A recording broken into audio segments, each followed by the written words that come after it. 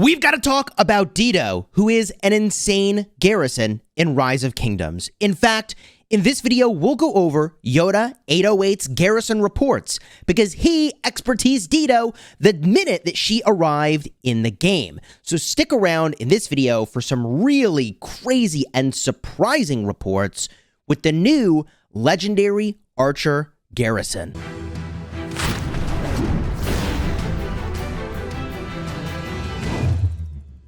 Hello, my friends, and welcome back. I'm Chisgule Gaming, and I gotta give a big shout out at the start of this video to Justin, aka Yoda 808, the strongest player by power in Rise of Kingdoms, who's in my kingdom and has been freaking smashing all KVK long.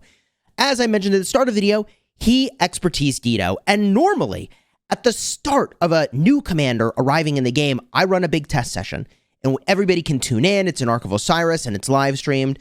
But we're in KVK right now, and I suppose I could make the argument that, like, hey, I gotta work and do a quick thing, to review Dido or whatever and do a live stream. That just felt kind of, I don't know. We should just play the KVK, right? So last night, Dido came out, we played the KVK, and we got a ton of reports, like half a dozen or more with Dido, and they're very powerful. So I want to talk about where Dido's good, where she falls down, and I think how you should use her. Because all KVK long, let me tell you, I have been running rallies, and it feels like it's been a rally meta. And it's so weird because when the new archer Zhuge Liang landed in the game, I thought my rally was going to be dead. My moment in the sun as an infantry rally had already come to an end before I even had more than a week of KVK to play with that. But even when I'm running down a rally all the way to sad face, it seemed like my Tariq ibn Ziyad with Pakal or with Sargon could only trade positive. It was insane. And I'm mentioning this because if you can now find a garrison that's going to trade positive, that's really nuts, okay? Right now, I think the Tariq ibn Ziyad with Pakal is performing well, in part because my gear is crazy, my armaments are really good, but more because it's just a rally meta. There's like not really a garrison that can handle this thing. Even when you just run it down, okay, I'm still almost going even. Not quite, but like it's almost going even still. So now the thing you're here for, Dido, why is she doing so well in that report that I showed you? And are you serious that you can use Zhuge Liang in the garrison as well with her? And this particular report, okay, was not, this is a garrison that was not swarmed. So they just battled it out. And did they run the rally to sad face? They did not. They canceled the rally. So this is really crazy. I mean, this is a very, very strong trade in favor of Dido, 539,000 to 1.2 million, and all the AoE kills are nuts. Now, AoE kills have always been insane. People just didn't realize how insane they were until you could get a battle report summary. And the only way to see how insane it was is to see the report from the garrison's perspective, which is what we've done here, because then you can see all of the area of effect damage that's been dealt. So you can see here, this guy got hit just standing in the AoE, 164,000 dead, 154,000 dead, 151,000 dead, 129,000 dead. Jeez. Dude, this guy got absolutely decimated. 44k dead, 55k. So even just trying to reinforce the damn thing, or accidentally standing near it, you can get completely wrecked. Now, there are many more reports that we can go get a look at here real quick from Yoda 808. So let's get a look at these. Here is another one with Dido and Zhuge Liang, again in a fortress. Now, a fortress is significant because there's a higher capacity, right? So you can have more troops in there. Joker Strike runs an Attila Takeda at that, 106,000 dead to almost 500,000 dead, but they ran this rally into the ground. So, like, let's understand what we're looking at here. This thing either got swarmed or otherwise was run into the ground. And the garrison was reinforced and kept pretty much full. In fact, Just B2 is a farm. Yoda 808 is just topping this thing off constantly. So this is a 100% full garrison where Yoda's like, you shall not pass. Queen Dido says no. Okay, and the troop buffs here. I mean, I don't know why you'd rally with Attila Takeda. I think they're trying to get around Dido's kit, and we'll talk about that in a minute. We've got Lion Rider. This is Wu Zetian's second skill as the auxiliary skill and Saladin. By the way, we're playing in the Orleans flavor of KVK, which means that you have these extra skills you can put onto your garrisons and your rallies. And honestly, I really like the Richard I and Saladin choice by this rally. So I think they made great choices there. So yeah, they're getting overrun. We can look at a couple more of these reports from Yoda. Let's grab this one right over here.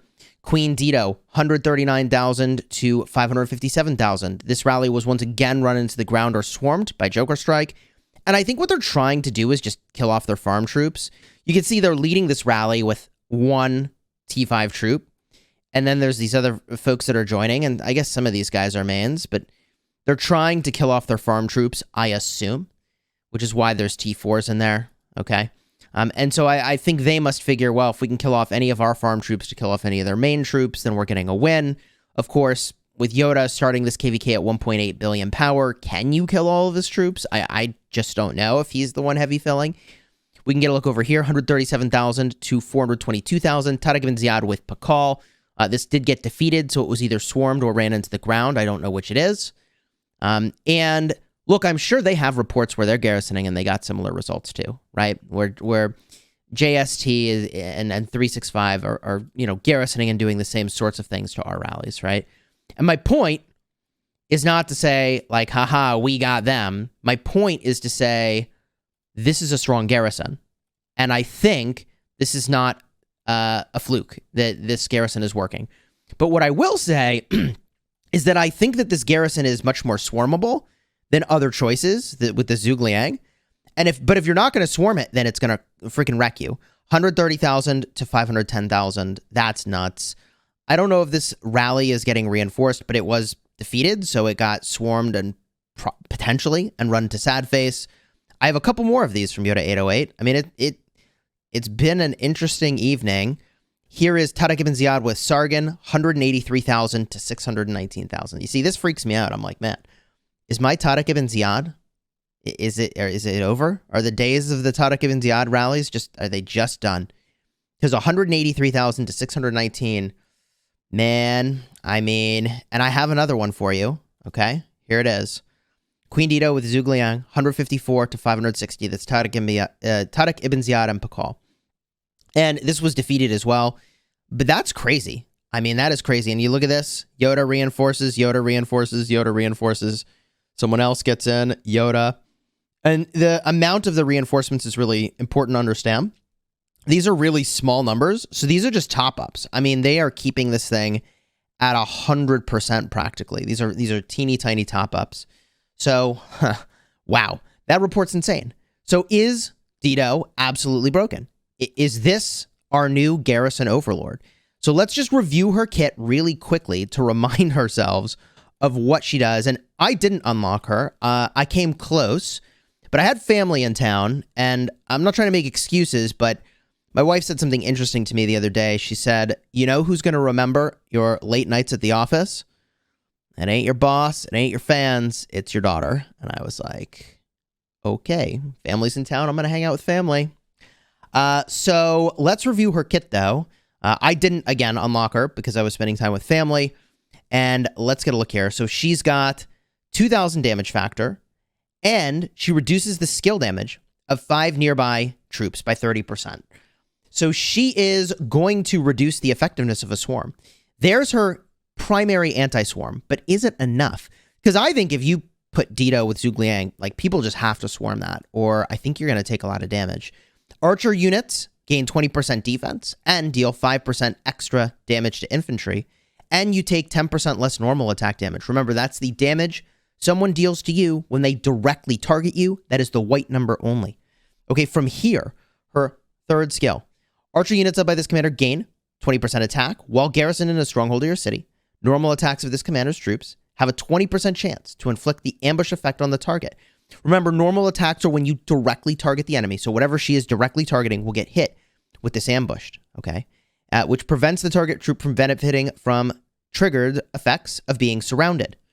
This can be triggered once every 8 seconds. So again, who benefits? Well, gee, you've got Pakal, who gets benefits from being surrounded. Okay, we can show you that right over here. the anti-Tariq ibn Ziyad Pakal rally, or garrison rather, right? Because while on the map, extra damage reduction when surrounded. I don't know if this qualifies as triggered, though. I actually don't know if this qualifies as triggered. And we know that Tariq ibn Ziyad has an effect right over here. When he's surrounded, he does additional damage factor. But, I mean, if you're being surrounded properly, if it's more than just a counter rally, I mean, you're not dealing that much damage anyways. You're potentially getting wrecked and really debuffed. Well, garrisoned in a stronghold of your city, archer units led by this commander gain 20% health and reduce skill damage dealt once every 10 seconds by 15%. So Dido doesn't have that much anti-swarm. When expertise, archer units led by this commander gain 40% increased attack while garrisoned in a stronghold of your city. The normal attacks of this commander's troops have a 30% chance to reduce the troops' defense by 40% and inflict the ambushed effect for 3 seconds, which prevents the target's troop from benefiting from effects triggered by being surrounded. Wow. Reduce the target's defense by 40%. You know, Pakal has an effect here that clears debuffs, doesn't it? If you try to reduce his defense, what happens? Has a 20% chance, when attacked, of dispelling all active slow, poison, exhaust, and other weakening effects. So I think he can clear Dido's debuff, potentially. I'll have to look much more closely at some reports to see how that works out. But the point here is that I think Dido is kind of swarmable compared to other garrisons. And I think the way that you address this, and Yoda 808's observation is the way you probably address this, is simply by pairing with Heraclius. The easy answer. You use Heraclius as the secondary, you use mixed troops, at least some amount of mixed, in order to get the benefit of the mixed troops, and like you're fine. You're good to go. Depending on the talents that you use, you could run Heraclius and just run full archers, and that also is a way to run it. And remember that Zhuge Liang, why does he work? Well, he's doing big circle area of effect damage and reducing the damage that targets deal. Also, he's giving 30% health, which is insane. And whenever you're inflicted with a control effect on the map, well, that doesn't work in the garrison. This doesn't even work in the garrison. If the commander's troop contains only archer units, you deal 20% extra skill damage. Well, that's insane with Dido. That's very good. And normal attacks have a chance to increase the attack of their archers. Well, yeah, I mean, you can see how that would be really good. Also, the whole marquee effect thing is still pretty applicable here. You gain the marquee effect, you deal damage. So the overwhelming majority of Zhuge Liang's kit actually works in the garrison. And although he does area of effect damage, the thing that you need to mitigate the craziness of a swarm is not AoE skill damage, which is what he's doing. You need normal attack damage taken reductions. You need skill damage taken reductions. You need overall damage reduction. And although he does have 30% health, I'm telling you, man, my Zhuge Liang in the field with Isong, okay, has 30% health plus 20% defense from Isong having his museum buff. Plus, we have auxiliary skills. So I'm using auxiliary skills to get another 30% health on my Zhuge Liang and 20% defense. And this thing still melts, man. Defense and health are great, but they aren't going to stop a garrison from melting. So all that to say, where am I at with Dido? I think she is a very powerful garrison. And if you want to see exactly how crazy she's going to be in our Kingsland fight, that's coming up in just a couple days. In fact, we're about to get the Chronicle for the full auxiliary skills to be available. So that means we can now have 3 skills from other commanders on each of our pairings in the field, which is going to be nuts. Kingsland opens on like the 31st or so. I'm going to be live streaming it. You're not going to want to miss that, so consider subscribing. If you've been watching my live streams where I battle in this KVK, thank you for your support. I appreciate you. So many people have been showing up and having a really good time. But when I compare to the number of views a video gets versus how many views a live stream gets, it's kind of weird. At some point during the fighting, I need to pause, and instead of fighting for a little bit, I need to make a video, which is what I'm doing right now, to show you how strong Dido is. So if you enjoyed this, again, thank you for throwing a like on here and subscribing to the channel. I'm going to get back to fighting. And if you want to see a couple other videos where I'm battling as described in the open field, Cards will be in the end screen for that in just a second.